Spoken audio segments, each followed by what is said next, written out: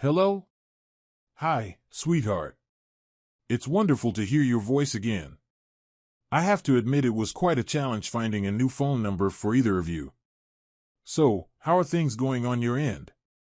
Linda asked softly, attempting to conceal her excitement while masking the fear and sadness she truly felt. Stacy hesitated momentarily before opting for caution. New phone, who's this? Stacy interjected. Stacy, for goodness sake, it's me, your mom. I apologize for not calling sooner, but I hoped you'd recognize your mother's voice after all these years, Linda replied, her tone tinged with frustration. Stacy smiled faintly. She immediately recognized her mother's voice but chose to proceed with extreme caution given the circumstances. Her carefulness also allowed her to address her absent mother's emotional absence without appearing rude. Oh, hi, Mom, she finally responded. You caught me off guard, and I was just being cautious. I don't want to fall prey to some telephone stalker. Stacy paused again, contemplating before objecting to her mother's claim of loving and raising her for over 17 years. She maintained her composure but wasn't willing to forego expressing polite disagreement. Mom, I don't believe the past 3 years qualify as your care or affection. I was almost 14 when you left, and this call marks the first contact from you in 3 years.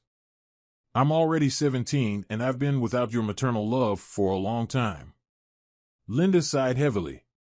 I'm truly sorry, Stacy. Back then everything was incredibly challenging, and I felt I had no choice but to leave. But let's not dwell on that. I genuinely called to check on you and possibly speak with your siblings if they're around. Now that things have settled, I intend to be more present for you. I hope we can reconnect, sweetheart, and you can enjoy the benefits of having a wealthy mother. With Frank and I married, there's much I can do for all my children, you, Rachel, and Josh. Our life now is far better than it was with your father. Don't misunderstand, darling, your dad is a good man, but he couldn't provide the luxuries Frank does now. He pampers me daily, and I adore it, Linda's voice brimmed with enthusiasm. Now I want to show you kids what real life is about, the way it's meant to be, and I'll also make up for those challenging years when we struggled due to your father's modest income. Hopefully, this will alleviate the guilt of leaving you abruptly. By this point, Stacy could barely contain her anger, simmering with resentment. She deeply loved her father, Ed Mercer, and admired him for shouldering the responsibilities of single parenthood and enduring the heartache when Linda departed. Ed had to step up as a single parent, raising 2 daughters, one grappling with teenage issues, the other just 10, alongside a wild 20-year-old son. Stacy also took immense pride in her father's transformation of their lives following her mother's departure. Prior to leaving, Linda emptied all the bank accounts, plunging the family into a financial crisis worse than Stacy could recall. At 14, young Stacy assumed the role of a homemaker, striving to assist her family's survival. United, the father and children endured a challenging period lasting over 8 months. Then life became more manageable as her father enacted significant changes, and now it's entirely wonderful. It would have been quite easy for Stacy to simply blame the main source of their suffering, her mother. In her 14th year, Stacy's well-known fiery temper lay in wait, ready to pounce suddenly.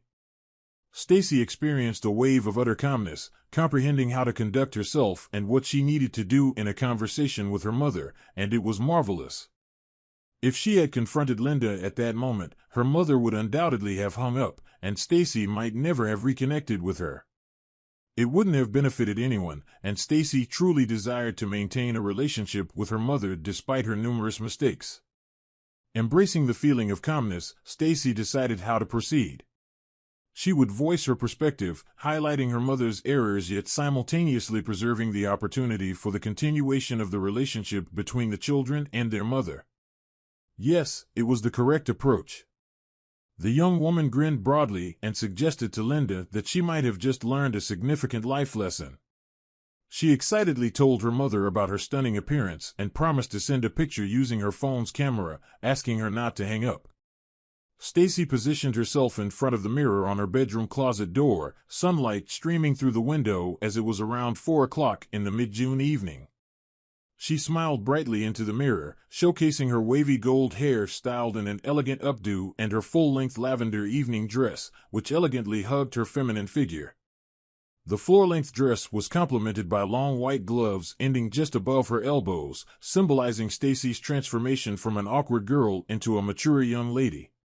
She took a couple of pictures, selected the best one, and promptly sent the selfie to her mother's cell phone. Impatiently, she asked if her mother received the photo and urged her to share her thoughts.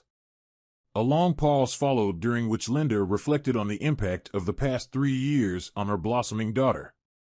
Linda expressed her amazement at Stacy's beauty, struggling to find the right words as she fought back tears and a lump in her throat. She then expressed how much she missed Stacy and acknowledged her daughter's immense growth, questioning her own actions. Despite Linda's confused murmuring, Stacy proceeded. She mentioned how stunning Rachel would be and went to her younger sister's room, where she found Rachel putting the final touches on her long, thick honey-brown hair with an elegant updo framing her face. Rachel's hair cascaded down in gentle curls. Her large blue-gray eyes and soft features captivated many. Rachel's face was strikingly beautiful, with her slightly upturned nose and dimpled smile adding to her charm. Like Stacy, Rachel was dressed in an evening gown, exuding delicate elegance, albeit in a more understated manner compared to her older sister's attire. "Hey Rach, come on, pose for a photo. Mom's on the line, and I'll send her your picture," Stacy said, circling around her sister to find the perfect angle to capture Rachel. Assisting her was a woman around 35, also donned in an evening gown designed to make a lasting impression. This woman exuded a regal beauty that turned heads wherever she went. She noticed the smartphone aimed at her and Rachel and started to step out of the frame, but Stacy intervened, gesturing for her to stay put. "No, Janice, stay right there. I want you in the photo too," Stacy insisted. Rachel, still a bit surprised, eventually rolled her eyes and, cupping her hands around her mouth like a megaphone, shouted towards the phone, "Hello, ma'am. Can't chat now, but let's catch up later." Moving around the room, Stacy snapped several shots of Rachel and Janice before signaling they were done.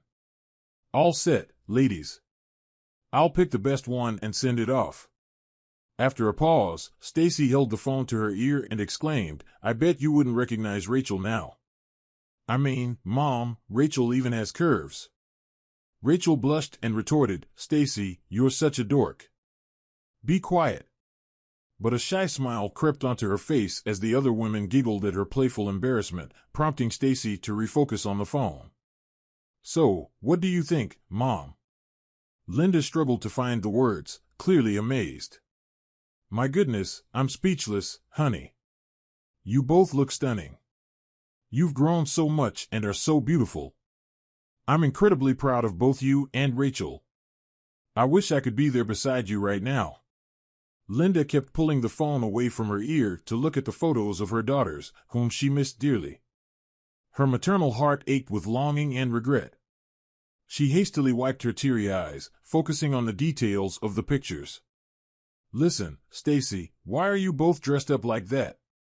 You're not both going to prom, are you?" she asked, perplexed. Stacy had successfully piqued her mom's interest and was now poised to flaunt it. "No, Mom, it's even better than prom. Remember that annual soiree you were always envious of but never got invited to? That grandiose summer evening gala hosted by Sedgwick and McTaggart?" Linda immediately recalled, "Yes, of course, I do. That ball was always the social event of the year. Gosh, I'd give anything to attend that reception. Only the most influential and glamorous people in the entire state get invited." Linda's voice carried a wistful tone. "I've always longed for the chance to don a beautiful evening gown and mingle with the social elite. It would be a dream come true," Linda sighed sentimentally before snapping back to reality. "Oh my goodness, did you and Rachel land jobs as hostesses or waitresses at that party? Wow, this is incredible. I'm so proud of both of you. Just imagine, my daughters will be there at the reception, mingling with all those high society folks," Linda exclaimed, marveling at the picture that unfolded before her. No, Mom. Rachel and I aren't working as staff, we're invited guests. Stacy shared with her mother the secret they had, with Rachel brimming with pride and excitement. And what's more, we'll be seated at the main table because Dad is the guest of honor at the event. It's a surprise for him, but the organizers will give him special recognition. Isn't that super cool? I'll even be one of those taking part in the ceremony. Oh my, Mom, I'm just so nervous. But at the same time incredibly excited. Linda was utterly taken aback. What? You must be joking, right, Stacy? Honey, you've got to be joking. Why would a humble cost control clerk be invited to such an esteemed event, and as the guest of honor, no less? Huffing, that's just not something that happens in real life.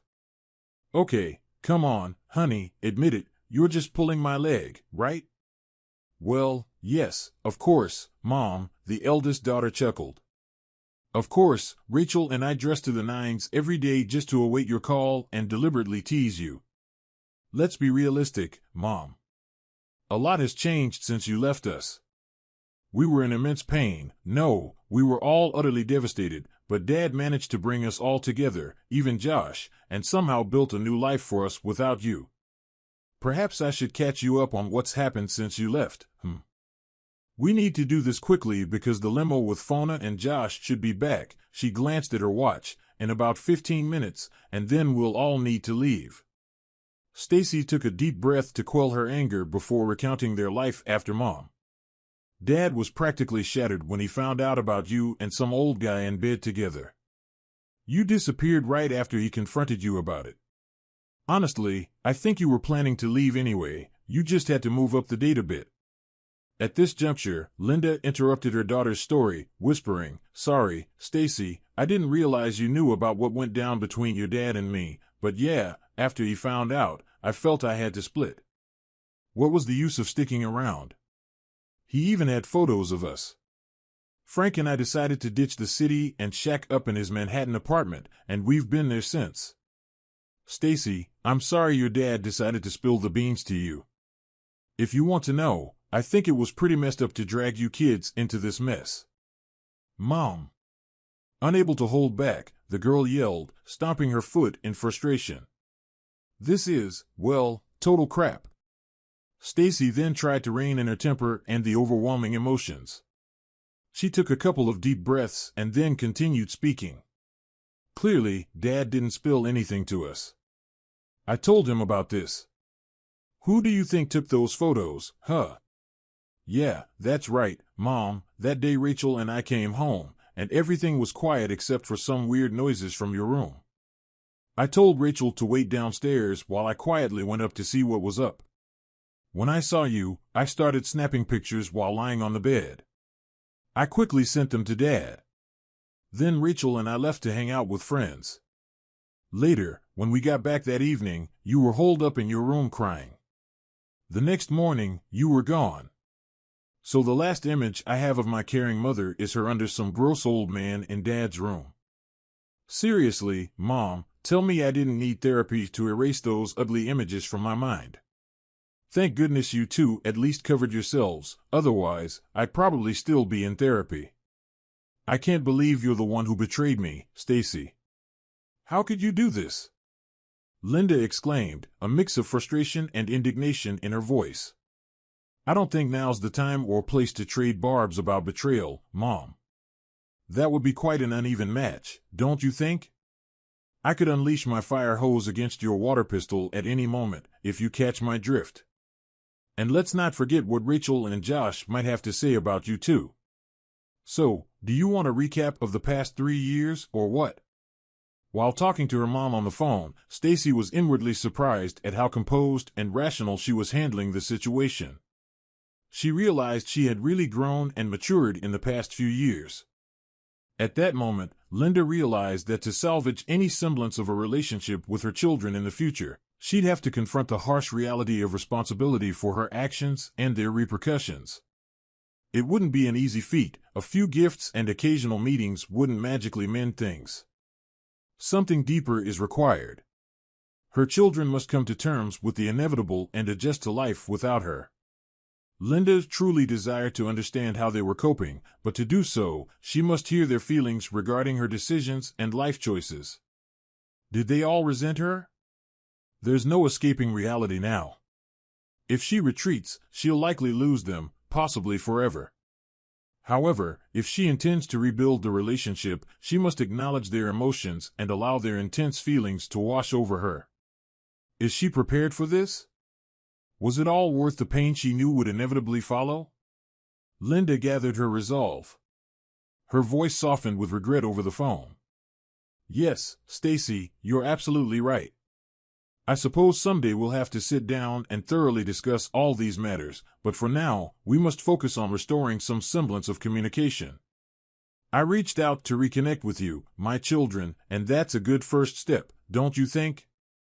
Now let me hear about how your lives have unfolded after Linda's departure. Stacy couldn't wait to update her mother on the family's journey since her absence. She began excitedly recounting, "Mom, you won't believe what's happened.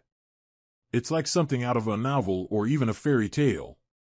Anyway, after you left, Dad went through a rough patch for a few months. It was tough.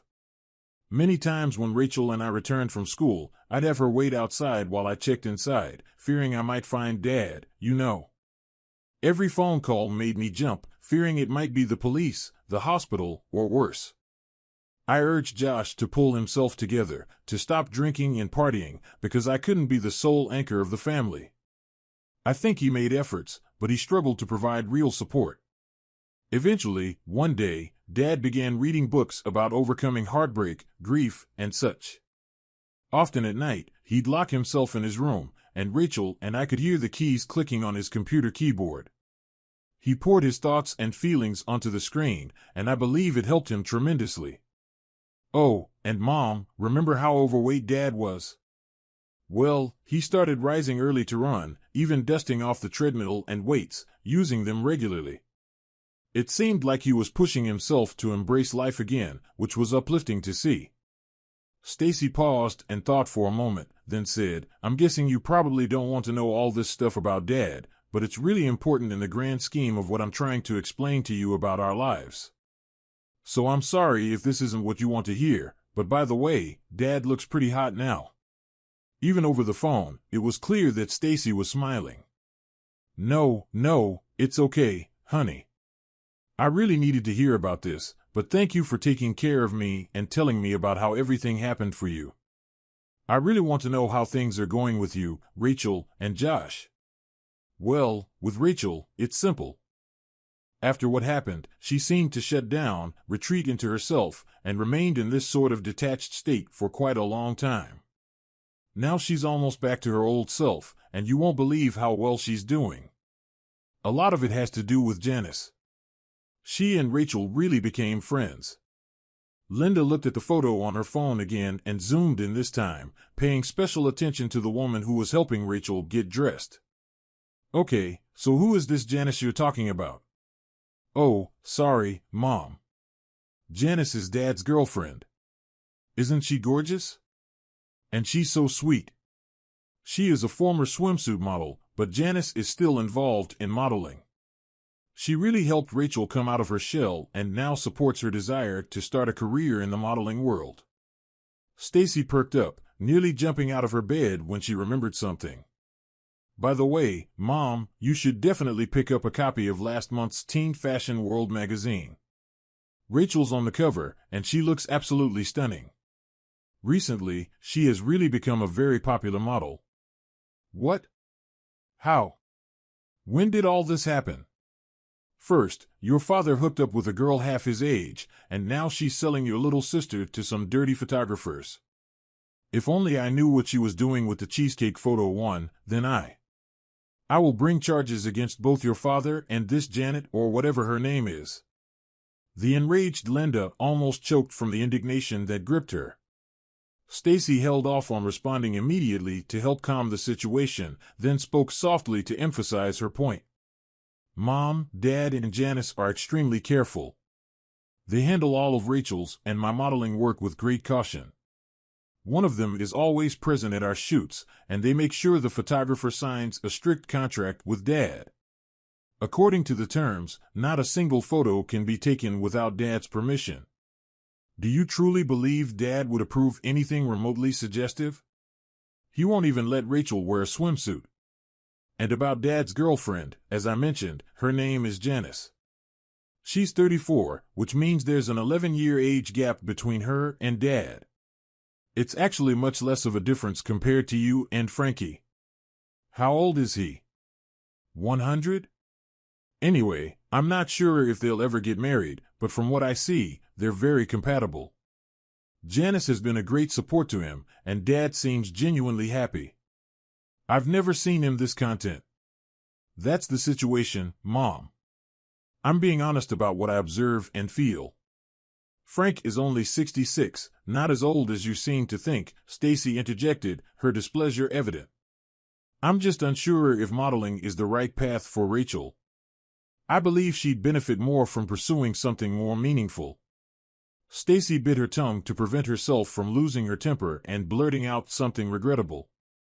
She turned away from her cell phone and took a deep breath, trying to regain her composure. Afterward, she returned the cell phone to her ear and continued speaking, disregarding the interruption. Rachel's modeling career has really helped her, Mom. She's much less shy now and exudes confidence and composure that she didn't have before. She's finally discovered her true self, her capabilities, and what she's truly passionate about. Sometimes she even takes charge in the studio or suggests creative-themed poses for her shoots. Mom, let's be real. Rachel was never a standout student and always saw herself as a failure, thinking her future held nothing good. But now she's poised to become a top-tier fashion model before finishing high school, with a bank account even you'd be proud of. And yes, Mom, I said that I also model, but it's not my passion. Rachel and I do fashion shows together, but I mainly serve as support, complimenting Rachel's looks or showcasing different outfits. The best part? Rachel and I have grown close, helping each other out and collaborating. Plus, I'm making good money, enough to save for college. Don't worry, I still enjoy school and maintain good grades. I'm even taking extra classes to graduate early. For college, I still have an A average, but I'm a bit concerned about chemistry this year. It's a tough class, but I need to ace it for veterinary school. Stacy remembered something else and brightened up again, even giggling. Oh, Mom, you won't believe this. Rachel and I get to keep some of the outfits from our shows and shoots, so now I have a really cool wardrobe. Can you imagine? I'm one of the most stylish girls in class now, not some geek. Many of the girls who used to think they were too cool are asking me for fashion tips, and some even want my autograph. Isn't it funny, albeit a bit nauseating? So, Mom, I'm almost popular, and the best part? Guys are starting to notice me, Stacy giggled.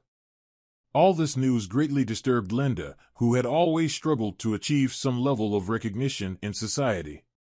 She herself didn't know exactly what, but some kind of recognition. She left her family to pursue personal recognition, but it seemed her family members achieved success without her. What further aggravated the situation for Linda was that they achieved such stunning success seemingly effortlessly. Linda sighed heavily. Baby, I'm glad everything's going well with you and your sister. By the way, though I'm hesitant to ask, how's Josh? Is he okay? Stacy took a deep breath and glanced at the clock, knowing Josh and Fona would arrive soon.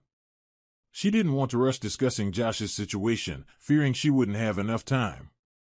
But feeling confident she could share Josh's update with her mother, Stacy continued. Well, Mom, surprisingly, Josh has turned things around. You know, he was quite wild even before you left, and after that, he continued drinking and partying even more with his friends. For a while, he completely lost control. Eventually, Dad got really angry and demanded he quit partying and either get a job or go back to school. Well, he told Dad off, so eventually, Dad kicked him out, telling him not to return until he found a job. Dad even had to call the cops a couple of times to get him out. Mother couldn't believe her ears. What? Your idiot father threw my son out? How dare he? I'll have Frank contact a lawyer and sue that scoundrel. Linda raged, clutching the phone and seething with anger. Well, good luck with that, Mom, Stacy said with a hint of irony. She knew her mother always favored Josh, letting him get away with anything. And Stacy knew Linda supported his antics by giving him money whenever he asked. In fact, she thought Josh was very lucky he never got into serious trouble. All this occurred a year and a half ago, Mom, and since then, Josh and Dad have reconciled. Josh relied on his friends for a while, but even they grew weary of supporting his laziness and kicked him out. He spent some time living on the streets, but eventually realized he didn't like that lifestyle, especially seeing us doing well. So, one day, Josh apologized to Dad and expressed his desire to come home. Dad maintained his get-a-job-first stance, so Josh found work on a roofing crew. After that, he returned home, but Dad insisted he contribute to living expenses to teach him responsibility. Stacy chuckled. It was amusing hearing him complain about his tough job and expenses, but Dad always said that's how the real world operates, and Josh needed to adapt. This continued until Fona entered the scene. Don't tell me Dad has a new girlfriend, Linda was indignant. Who's Fona? Stacy laughed. No, Mom. Fona is Dad's personal assistant. She's sharp-tongued and won't tolerate objections. Dad calls her his cool boss. Despite being only 22, she's competent and reliable. They met at a conference in Minneapolis. Fona approached him, shook his hand, and advised him to hire her for organizing trips, booking tickets, and managing expenses if he wanted real success. Impressed by her no-nonsense attitude, Dad hired Fona on the spot. Now she lives with us, and Dad jokes about having his own harem. It's hilarious, Stacy laughed. Fona has been crucial in Dad's career development. She's like my big sister, and we all adore her. Oh, Mom, Fona is a real stunner from Norway.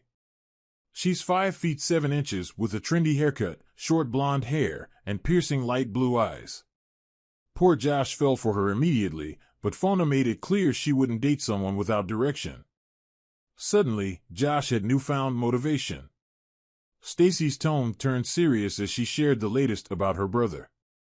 And now, the big news, Mom. Brace yourself, 4 months ago, Josh enlisted in the Air Force and will soon head to language school in Monterey, California. Well, I think so. What language school? Russian? Linda gasped in shock. It was already beyond her comprehension. Chuckling quietly at her mother's reaction, Stacy remarked, "Isn't it wild?" Josh is currently stationed at Lackland Air Force Base, waiting for clearance. So, Dad asked him to come home and attend a party in his honor. Oh, and Fona has started treating him more gently, though she still won't admit she's with Josh. But we girls can tell she's fallen for him too. Fona's not seeing anyone else, and they spend hours on the phone whenever they can. Josh is so smitten. And get this, he plans to finish language school, go to college, earn a degree, and become an officer. Can you believe it, Mom? My always crazy brother now a military officer? For those who knew him before, this sounds like utter nonsense. Love sure makes you do strange things, doesn't it, Mom? Stacy smiled, gesturing with her slender stiletto heel during their conversation about her brother's future plans. Suddenly, a baritone voice singing The Impossible Dream echoed in the background. Stacy laughed, leapt off the bed, and dashed into the hallway. Mom, you've got to hear this, she exclaimed into the phone, extending it towards the male voice. Simultaneously, female voices joined in with wolf howls and giggles, then Rachel's laughter rang out. Dad's singing my favorite song, Janice chimed in. Don't quit your day job, Stacy teased. Dad, why don't you take that act on the road? The bus leaves in 10 minutes. Ed's voice, filled with mock indignation, broke through the laughter of the girls. Girls, you're eliminating me. No respect in my own family. I've had it, you're all off my Christmas list. Another burst of laughter followed by a chorus of We love you, Daddy, and reassurance from the man that they're back on the list. Stacy resumed her conversation, returning to the phone. Stacy continued to giggle. Dad's a riot. He sings when he's happy or nervous, and we always egg him on. It's our little game with him. That's all Linda could manage, unable to say more.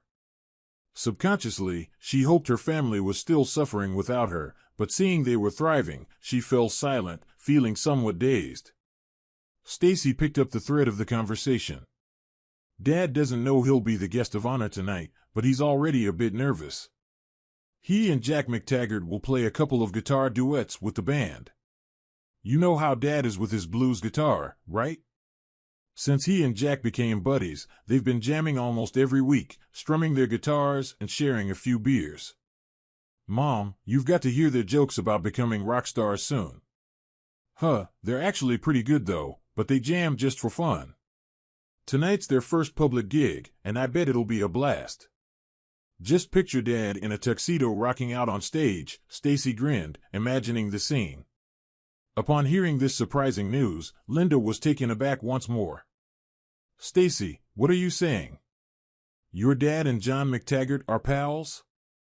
Did I hear that right? John McTaggart? How? Why? Stacy smiled inwardly with a hint of mischief.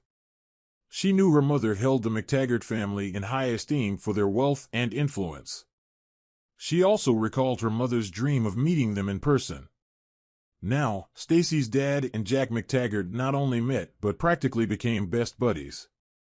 Stacy also appreciated that the affluent and renowned head of the family insisted that members of the Mercer family address him simply as Jack rather than the formal Mr. McTaggart. In person, Jack turned out to be quite pleasant and played a pivotal role in Ed's writing career's early stages. Yes, Mom, the same John or Jack, as his close pals call him, McTaggart, confirmed Stacy.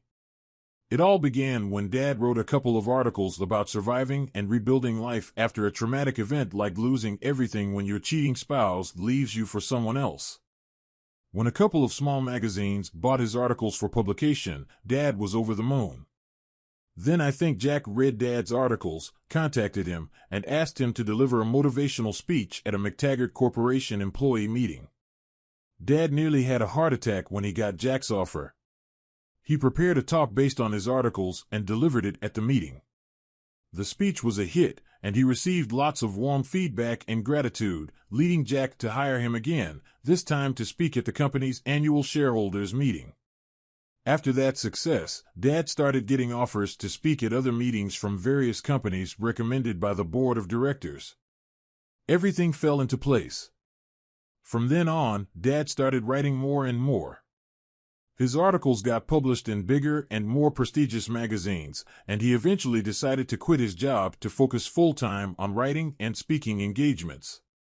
Jack kept introducing Dad to important people.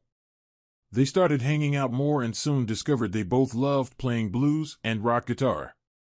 Their shared love for music brought Dad and him even closer, and they've been friends ever since. Stacy paused, allowing her mother to digest everything she just heard.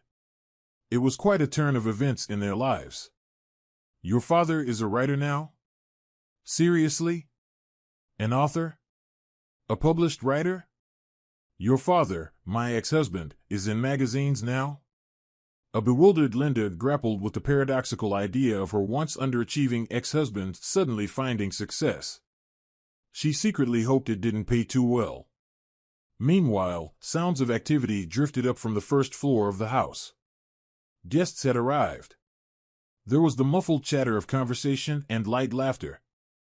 A new deep male voice stood out amidst the others, along with a much softer female voice. Stacy watched Janice leave Rachel's room and head downstairs, likely to greet the new arrivals as hostess. Suddenly, Stacy recalled a task on tonight's agenda that had slipped her mind. Mom, I'll have to leave soon. Jack and Mona McTaggart are already here, along with photographers for the newspaper's gossip column and the special photo album they produce and sell every year. There's an elaborate photo spread capturing the enchanted moments guests spend at their summer evening affair. Personally, the grandiosity makes me nauseous, but I believe the sales of this album raise significant funds for charity, so in the end, it serves a noble purpose, and we, the participants, Bask in the warmth and goodwill there, almost feeling like celestial beings, she snorted. Stacy's voice carried a fair amount of sarcasm, and she found the event excessively pretentious, catering unnecessarily to the vanity and narcissism of its attendees.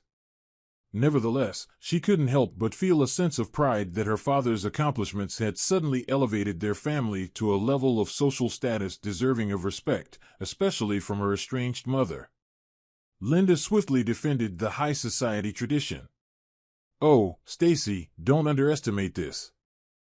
It's a great honor to be featured in this album and to know you were part of a historic event.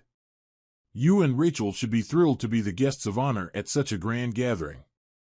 And since you'll be seated at the main table, your photos will grace nearly every page.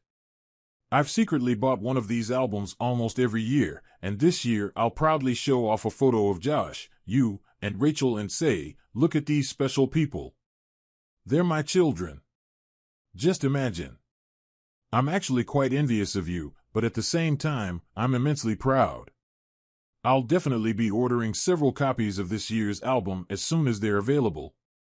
"Okay, Mom," Stacy replied absent-mindedly, then recalled something else.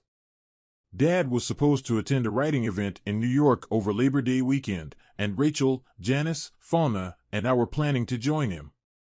Maybe then we could see you. I'd really like that, and I'm sure I could convince Rachel to come too, though she's still very angry with you for leaving. Maybe we'll bring Janice along so you two can meet. You'd probably also like to see Dad, just in case," the daughter clarified. "Oh, sweetheart, that's a fantastic idea," Linda agreed. "Let's consider the options. I really want to see you and Rachel. As for your dad and his girlfriend, I'm not sure it's a good idea. There's been too much pain on both sides. However, I'd love for you to meet Frank. After all, he's your stepfather now." Upon hearing the last statement, Stacy made a gagging gesture with her tongue hanging out, pretending to be disgusted. "Well, no, Mom. I still have nightmares about you and your Frankie snuggling up, so the only way I'd meet him and you is if Dad and Janice are there too. I think that's only fair." Linda wasn't pleased with her daughter's reaction but tried to conceal her emotions to keep the conversation going. "Okay, let's see how things unfold, Stacy. But let's not lose sight of our shared goal, to finally reunite. I can't wait to see and hug you and Rachel again, so let's focus on that, honey. By the way, coincidentally, the New York Literary Guild is hosting a Meet the Books Day on Labor Day weekend, and Frank is using his influence to secure tickets for us to attend. I'll push him to get tickets for all of us," the mother assured, enthralled by the upcoming prestigious event. "This biennial is shaping up to be quite an esteemed affair. Can you imagine, Stacy? Many renowned writers will be there, some signing their books and engaging with readers and fans. Perhaps you'll even get a selfie with one of the famous authors. You should see how excited Frank is. Need I say more? Did you know David Volches himself promised to attend, and Frank is really keen to meet him? David is an up-and-coming writer, but Frank insists his debut book is sensational and absolutely brilliant." "Yes, Mom, I've heard of David Volches. Actually, I've met him several times. I agree, his work is truly remarkable. I read his book some time ago and found it quite, well, thought-provoking. Have you read his book yourself?" Stacy's jab caught Linda off guard, but she chose not to react. "No, to be honest, I haven't read it. It's not really my type of reading, but Frank, oh, he's a big fan." Stacy chuckled, almost about to comment on how the book lacked enough pictures for her mom's literary tastes, but she held back. "Mom, do you have a hardcover or paperback copy of David's book handy?" Linda glanced around and then went into Frank's office. "Yes, we have the hardcover book right here on Frank's desk. Why do you ask, dear? Look at the back inside of the dust jacket and tell me what you see. Here's a photo of the author of the book. Oh dear, it's Ed. Oh my goodness, this is a photo of your father that I took about 7 or 8 years ago. Oh Lord, how can this be? It can't be. David Volches? It's your father, not David Volches. Please tell me if this is some sort of mistake. Stacy doubled over with laughter, trying not to choke as the irony of the situation sank in. There's no denying it, Mom. Yes, yes, and yes. David Vulches is actually Edward J. Mercer.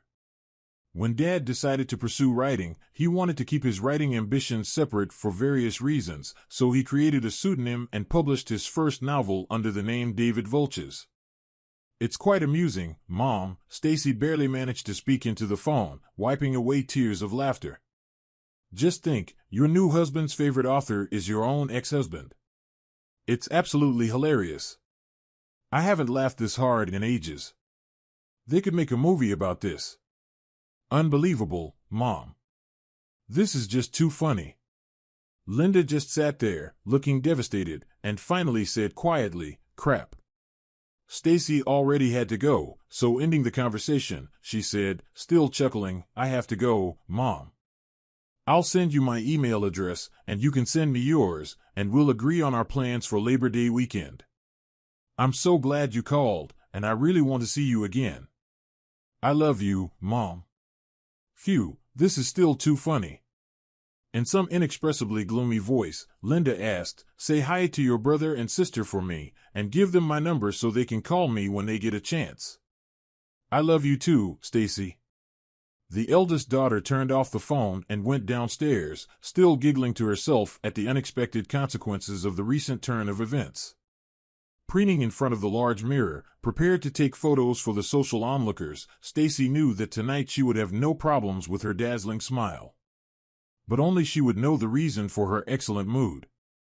Linda continued to sit in deep thought for a long time, staring blankly at the book lying on the table in front of her until she came to the clear realization that karma is truly a vengeful cow. She didn't have time to completely move away from the conversation with Stacy when Frank almost trotted into the room. "Linda, you will never believe what happened. I just received a card from David Vulches. I wrote to him telling him how much I enjoyed his book and how much I was looking forward to seeing him in September, and so he answered me, and he wrote the message with his own hand. Can you imagine? Wait, I'll read it to you now. Dear Frank, you have no idea how glad I am that you read and like my first novel. Although you may not know it, it was you who provided a very positive influence on my life and career. I don't know if I can ever thank you enough for this, so I look forward to thanking you in person. You have lifted a huge weight off my shoulders and provided a much-needed spark for my personal growth as a person and a writer. So, I am deeply indebted to you. Best wishes, David Vulches." Frank, in his ecstatic joy, continued to babble excitedly about how he must have met David once because his photograph in the book looked a little familiar to him, but he couldn't remember where he had seen the now popular writer. Now her new husband couldn't wait to meet him in person, hoping to become a good friend to his new favorite author. All this time of intense joy and bustle around her, Linda continued to become more and more gloomy and depressed as Frank's words sunk deeper and deeper into her mind. Finally, in a creaky voice from the depths of her parched throat, she exhaustedly squeezed out, "Shut up, Frank. Just shut up."